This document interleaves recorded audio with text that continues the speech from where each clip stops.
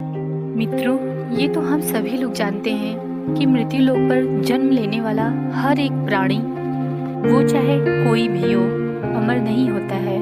अर्थात उसे एक ना एक दिन मरना ही होता है। लेकिन क्या आप जानते हैं कि मरने के बाद आत्मा का क्या होता है, या मृत्यु के 24 घंटे बाद आत्मा अपने घर क्यों आती है, और आत्मा अपने घर में कितने दिनों तक रहती है? अगर नहीं जानते हैं तो मैं आपको बता दूं कि इन सभी सवालों का जवाब गरुड़ पुराण में विस्तार से बताया गया है। और आज की वीडियो में हम आपको यही बताने जा रहे हैं। हेलो दोस्तों, चौचक हॉरर टीवी में आप सभी का स्वागत है। मित्रों, गरुड़ पुराण में बताया गया है कि जब किसी की मृत्यु हो जाती है तो यमराज के दूत उस आत्मा को अपने साथ यमलोक लेके जाते हैं, जहाँ उनके पुण्य और पाप का लेखा जोखा होता है।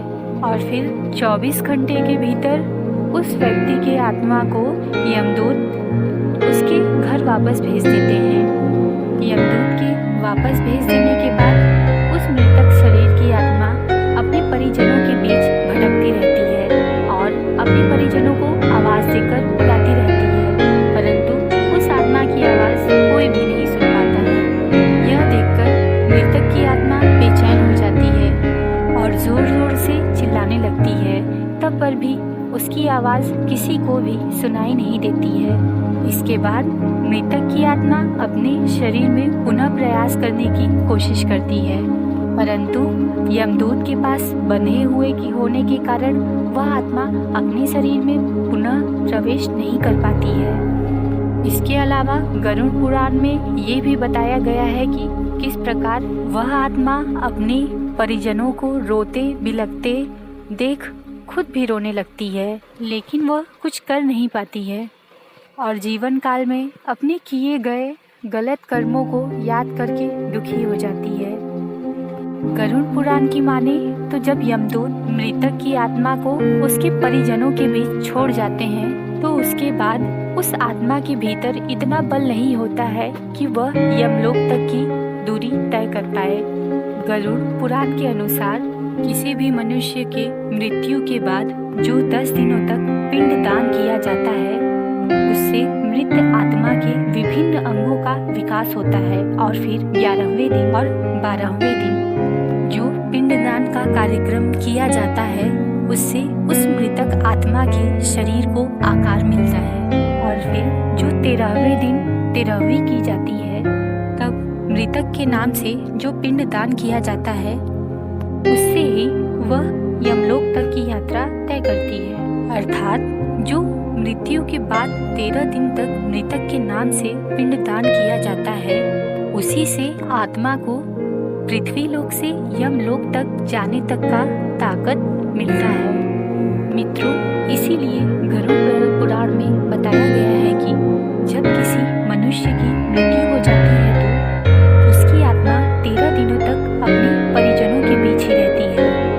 उसके बाद पिंडदान जब होता है तो मृतक की आत्मा पृथ्वी लोक से यमलोक के लिए निकल पड़ती है। इस सफर को तय करने के लिए मृतक की आत्मा को लगभग 12 महीने अर्थात 1 वर्ष का समय लग जाता है। मान्यता के अनुसार 13 दिनों तक किया गया अनुष्ठान अर्थात पिंडदान इस आत्मा को 1 साल तक भोजन करने के समान अनुभूति कराता है। मित्रों, अब आपके मन में एक सवाल उठता होगा कि अगर किसी आत्मा का पिंडदान नहीं किया गया तो क्या होगा? तो मैं आपको बता दूं कि इसका भी विस्तार से गरुड़ पुराण में वर्णन किया गया है।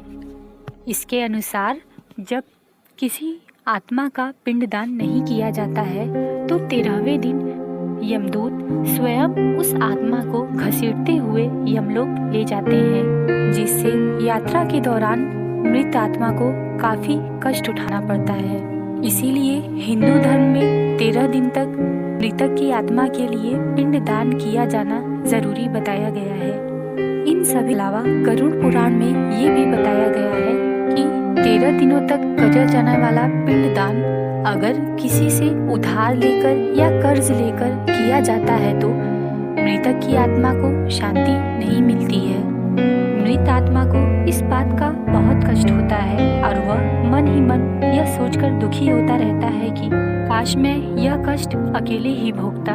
मित्रों, गरुड़ पुराण में साथ में ये भी बताया गया है कि अगर कोई मृतक के परिवार को जबरदस्ती कर्ज लेकर पिंडदान करने के लिए उकसाता है तो ऐसे इंसान को यमराज कभी भी क्षमा नहीं करते हैं। उस व्यक्ति की आत्मा को कई तरह की यातनाएं झेलनी पड़ती है और फिर उसे वापस मृत्यु लोक में भेज देते हैं। साथ ही गरुड़ पुराण में यह भी बताया गया है कि जो व्यक्ति जीवित रहते अपने जीवन काल में अच्छे कर्म और पुण्य किया होता है उसे यमराज 13वें दिन अपने साथ अच्छे से लेकर जाते हैं और ऐसी आत्मा को मृत्यु लोक से यमलोक तक जाने में किसी भी प्रकार के कठिनाई और कष्ट का सामना नहीं करना पड़ता है।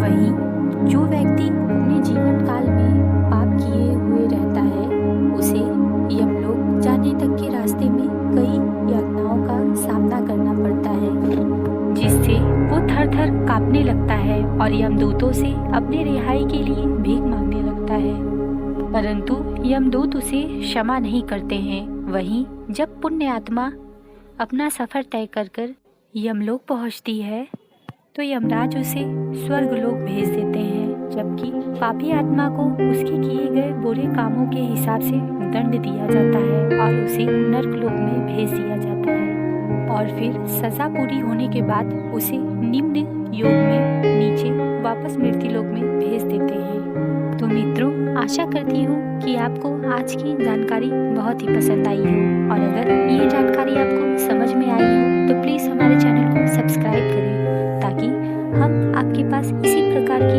अलग अलग